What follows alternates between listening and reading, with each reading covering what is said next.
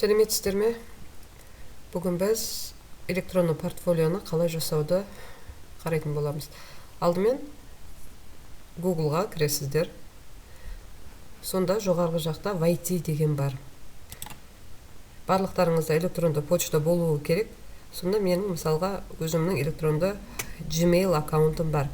Егер жоқ болған жағдайда, онда өздеріңізге арнайы аккаунт создавать етесіздер. Қазір енді мен өзімдікіне кіріп көрсетейін. Өзімдікіне кірдім, паролімді енгіздім. Сол кезде бізде Google-дың страницасы ашылады. Оң жақта көп нүктені көріп тұрсыздар.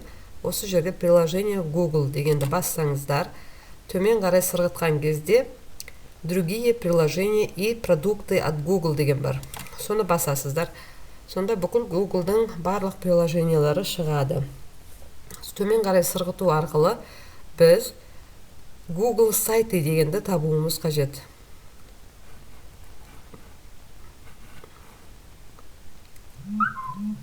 Міне көріп тұрсыздар, Google сайты деген тұр. Соған басамыз.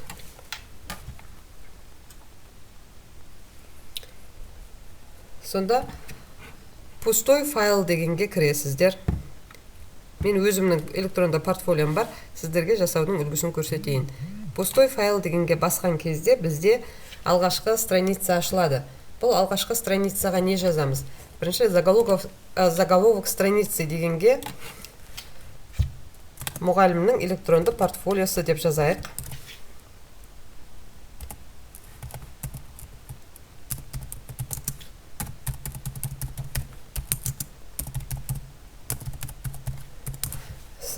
Енді осы жерде біз мына артқы фонын өзгерте аламыз. Изменить изображение, тип заголовка дейді. Біз бірінші изменить изображение деп көрейік. Загрузить десек, біз осы компьютерларыңызда сақталған суреттерді қоюыңызға болады. Мысалы, ода сіз өзіңіздің бұрыннан келе жатқан немесе бір арнайы сақтап қойған нелеріңіз бар шығар, суреттеріңіз. Немесе выбрать деп белгілесеңіз болады. Ол кезде осы именно Google сайттағы өздерінің бір фондарын береді. Бізге енді бұл бастапқы бет болғаннан кейін қатты қанық түстің қажеті жоқ деп ойлаймын. Енді әркімнің өзінің вкусы болады. Мен мысалы мына бұлтты таңдайын. Сол кезде мына артқы суретіміз біздің мына ақшыл әдемі түске енді. Енді біз мына жазуды да өзгерте аламыз. Белгілеп алып, жирный қыласыз ба, курсив қыласыз ба, немесе басқа түспен белгілейсіз ба, ол енді әрқайсыңыздың өздеріңіздің еріктеріңізде. Сосын мынаны үлкейтіп қоюға болады. Шрифтіңді үлкейтсеңіздер болады. Жақсы, енді ары қарай бізге не керек? Біз өзіміз туралы осы жерге ақпарат жазуымыз қажет. Мысалы, мына бірінші плюсті бассаңыздар, бұл жерге сурет қоюға болады. Мысалы, енді менің өзімнің бұл жерде суретім бар деп айта алмаймын. Кез келген бір суретті қоя салайын. Мысалы, міне. Осы жерге негізі өздеріңіздің суреттеріңізді қоюларыңыз керек. Екінші жерге, мына жерге аты жөндеріңіз кімсіз? Мен мысалы өзімді жазып өтейін.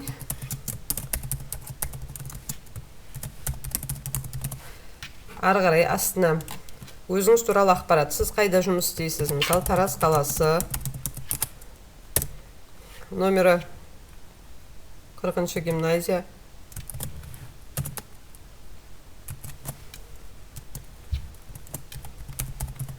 Гимназия. Қазақ тілі мен әдебиеті пәнінің мұғалімі.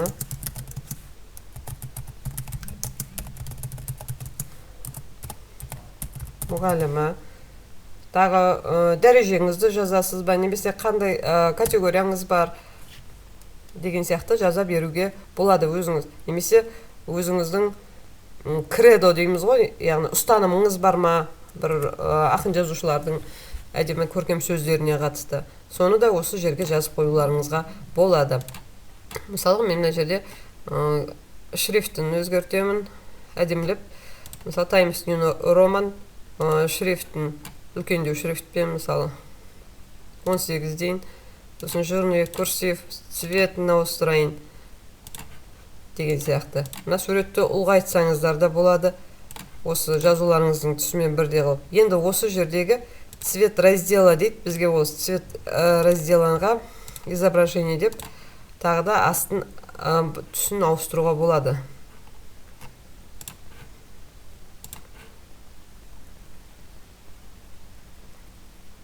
Бұлай кез келген суретті қойсаңыздар болады. Енді бұған назар аудармаңыздар, өздеріңізге ыңғайлы немесе ұнайтын суретті таңдауларыңызға болады. Немесе загрузить деп өздеріңіз арнайы бір әдемі фондарды сақтап қоюыңызға болады алдын ала. Соны көшіре бересіздер. Енді ары қарай не істейміз? Осы оң жақта көріп тұрсыздар, вставка, страницы, темы деген жазу бар. Бізге енді қосымша парақ ашу керек. Страницы дейік. Бұл жерде главная страница, ол қазіргі мынау біздің жасаған бетіміз. Соның астында төменгі жақта плюс деген батырманы бассаңыздар, название. Ол жерге не жазайық? Оқушы жетістігі дейік. Оқушы жетістігі деген парақ аштық. Осы жерге оқушы жетістігінде дәл осыны өздеріңіз алдыңғыдай түзетіп ала аласыздар, суретін ауыстырасыздар. Жырный қыласыз ба, түсін ауыстырасыз ба, ол енді барлығы өздеріңіздің еріктеріңізде. Главное, жаңа біз қалай жасау үлгісін көрдік. Енді қайтадан вставкаға келеміз да, сол жерде мысалы бізде жетістік көп қой. Соны біз неше түрлі формада таңдап алуымызға болады. Мысалы, мына жерде міне көрдіңіздер, сурет орналасқан, содан кейін қасында жазатын жазуымыз бар. Суретке загрузить деп, сіздің мысалға достижение 2022-23 деген мен мысалы папкам бар екен. Соның ішінде мысалы бір оқушының достижениесін алдым. Сол жерге кім бұл? Бұл жерде Абышева Виктория деген оқушының жетістігі. Виктория 7-ші З 7 деген саным неғып жазылмайды. 7-ші З сынып оқушысы. Қандай жетістік мынау? Мысалы, көзіме көрініп тұрған жоқ. Бұл қандай Феникс қой деймін.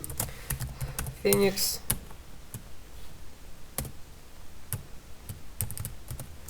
Феникс. Халықаралық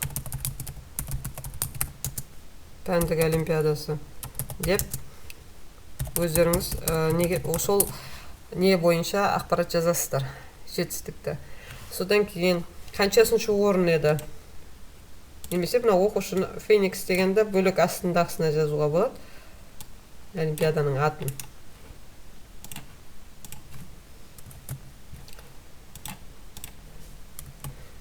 Олимпиадасы қаншасыншы орын? Бірінші орын баса, бірінші орын деп сіз осыған не беріп кетесіз? Ақпарат. Сосын суретті міне грамотаны үлкейтсеңіздер де болады. Өзіңізге қалай ыңғайлы. Мынау қосымшаларды былай қарай жылжытып, немесе төмен қарай қойып, өзіңіздің ыңғайыңызға қарай түзетуіңізге болады. Енді келесі оқушыны да дәл солай қанша жетістігіңіз бар қосымша қоса берсеңіз болады.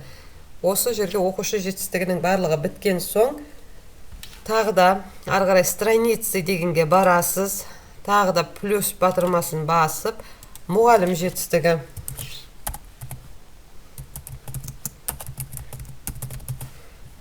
Мұғалім жетістігі дейсіздер, парақ ашылды, фонын өзгерте аласыз, қайтадан вставкаға барып, өзіңізге жетістігіңіз көп болса, жетістіктің мысалға неше түрін таңдауыңызға болады. Тағы да жаңа өзіңіз дайындап қойған грамоталарды жаза аласыз, немесе оқыған курстарыңызды берге аласыз, астына сол туралы ақпарат қысқаша беріп кетесіздер. Бұл жағы енді түсінікті деген ойдамын. Ары қарай тағы да мысалы страницаға қайтадан барамыз, тағы да плюс батырмасын басып, жариялаулар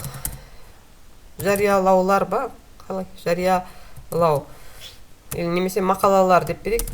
Мақалалар дейсіздерді, өздеріңіздің жариялаған мақалаларыңызды қайтадан вставка деп осылай жеке-жеке берсеңіздер болады. Үлкен қылып сол мақаланың суретін енгізуіңізге болады. Сол туралы ақпаратты қысқа мағлұмат түрінде бере аласыз. Және мақаланы қай журналда жарияладыңыз? Егер ол электронды сайт болса, электронды сайттың ссылкасын да қалдыруды ұмытпаңыздар осы жерге. Және тағы да страницы деп осы жерде тағы да видео сабақтар деп алайықшы, бейне сабақтар деген параға ашайық. Ол жерге мысалға сіздер қайтадан вставкаға барып, төменгі жаққа қарай сырғыта берсеңіздер, осы жерде YouTube деген бар. Егер сіз бейне сабағыңызды YouTube каналына жариялаған болсаңыз, онда сіз осы YouTube сабағынан ссылка алып келіп қоя аласыз. Оны қазір мен өзімнің немді ашып жатырмын, YouTube каналымда. Мысалы,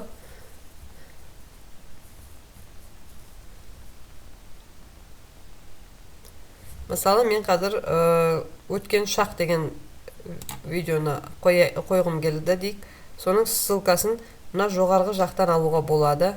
Немесе көріп тұрсыздар, оң жақта видеоны көріп тұрсыздар, ссылка на видео деген. Соны копировать ссылку на видео дегенді бассаңыздар, ол автоматты түрде копировать етілді. Енді мына алдыңғы неге қайтып келеміз, Google сайтқа. Сол жерге вставитті бассақ, сөйтіп поискті басасыздар. Сол мен қалаған сабақ шықты. Бастым сабақты, выбрать дедім. Көріп тұрғандарыңыздай осы жерге видео сабағым түсті.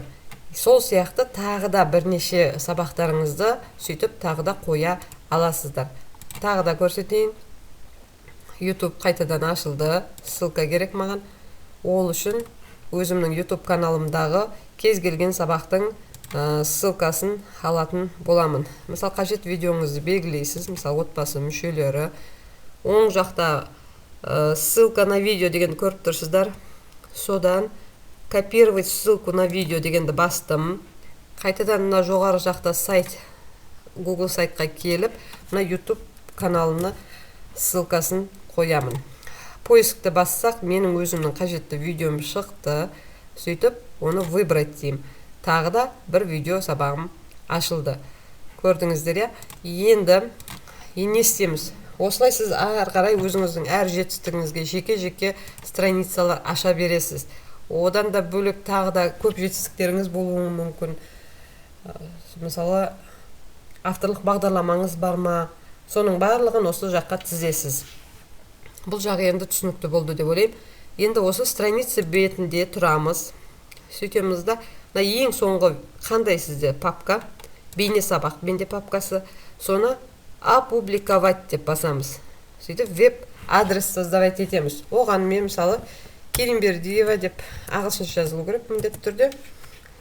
Керимбердиева деп адрес создавать етейін.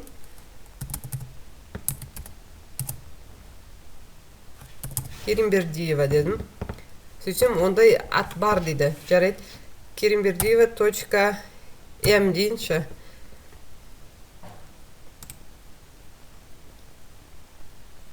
Только строчные буквы, цифры и дефис дейді. Жарайды. Керимбердиева-1 дейінші. Дұрыс. Оң жақта птичка шықты. Демек, біз соны сақтай аламыз. Сосын опубликовать батырмасын басамыз. Басылды. Енді бұл жеке-жеке ең соңғы парақтан, соңғы страницадан бастап біз жоғары қарай көтерілеміз. Келесі мақалалар беті ашылды. Опубликовать, продолжить редактирование дегенді басасыз. Болды. Опубликовать етілді. Мұғалім жетістігі. Қайтадан опубликовать, продолжить редактирование. Оқушы жетістігі. Бастық.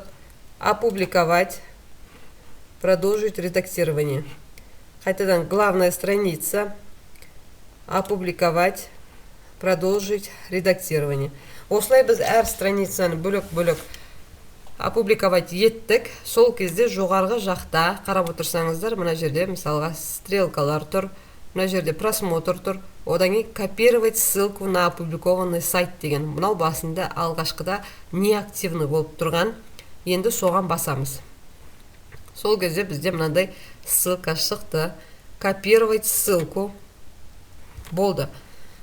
Сонымен енді біз кез келген Google-дың сайтты ашып, жоғарғы жаққа поисковикке сол ссылкаңызды копировать етсеңіз, Enter'ді басыңыз, сонда сіздің электронды портфолиоңыз дайын. Мына жоғарғы жақта мына бүкіл сіздің жаңағы создавать еткен страницаларыңыз тұр. Сіз бөлек-бөлек кіресіз. Мысалы, мына жаңағы ең алғашқы главная страница мұғалімнің электронды портфолиосы, және сіз туралы ақпарат жазылды. Оқушы жетістігі екінші парағымыз, үшінші парағымыз мұғалім жетістігі, сосын төртінші мақалалар бөлімі, және бесіншісі бейне сабақтар. Осы жерде мысалға кез келген адам сіздің тексеруші осы ссылкаңыз бар болса видеоңызды көре береді. Жақсы. Енді барлығы сізге түсінікті болды деп ойлаймын. Енді бұл ссылканы қайда сақтайсыздар? Бұл ссылканы жоғалтып алмау үшін сіздер мысалға WhatsApp веб ашып, WhatsApp вебтен біреуге жіберсеңіз болады. Немесе бізде жаңа ссылка копировать етіліп тұр сол немізде. Немесе Word-қа өздеріңіз бір жерге сақтап қойыңыздар. Мысалы, Microsoft Word, новый документ деңізді, сосын жаңағы нені қойыңыз. Копировать етілгенді вставить етейік. Мынау сіздің ссылкаңыз. Бақырет дәу қылып өзіңізге бір сақтап қойсаңыз болады. Мен өзім сөйтіп сақтап алғам, немесе өзіңіз любой уақытта, кез келген уақытта жаңа Google сайтыңызға кірсеңіз де сол жерде сақталып тұрады. Енді мынаның астына бұл не өзі? Ненің ссылкасы? Соны білу үшін өзіңіз электронды портфолиоға ссылка деп өзіңізге сақтап қойсаңыз болады. Ой, кешірім өтінем.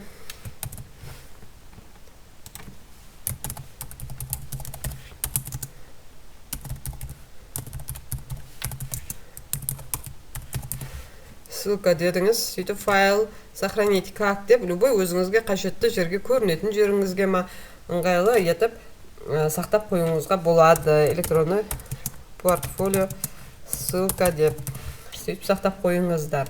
Енді жақсы, мен сақтаған жоқпын, өйткені бұл маған қажет емес. Енді сіз қалай кез келген уақытта көре аласыз? Біз қайтадан кез келген уақытта, мысалға, сіз қайтадан Google-ға кіресіз, өзіңіздің Google страницаңызға. Любой уақытта мына Google страница ашық тұр. Сода көп кнопканы басып, другие приложения сайты от Google дегенді бастық. Сонда төменгі жақтан қайтадан Google сайты деген өзіміздің портфолио жасаған сайтымызды тауып аламыз. Сол жерде қарасаңыздар, мына бірнеше менде портфолио тұр. Осы жерде мысалы бүгінгі жасаған портфолиом, мынау кеше ініме жасаған портфолиом, мысалы Сейіл Жанболат деп атын переименовать етіп қойғанмын. Мысалы кез келген уақытта ашасыз, жаңағыдай ссылкасын, мына уже бұяқта ссылка активный ғой. Жоғары жақта копировать ссылку на опубликованный сайт, ұмытып қалған жағдайда, ссылкаңызды жоғалтып алған жағдайда, осы жерден қайтадан копировать етіп, керек адамға жібере аласыз. Осылай педагог туралы жалпы мәлімет, мұғалім жетістігі, оқушы жетістігі деп әрқайсысын страницаны аша берсеңіздер болады. Назарларыңызға рахмет, сау болыңыздар.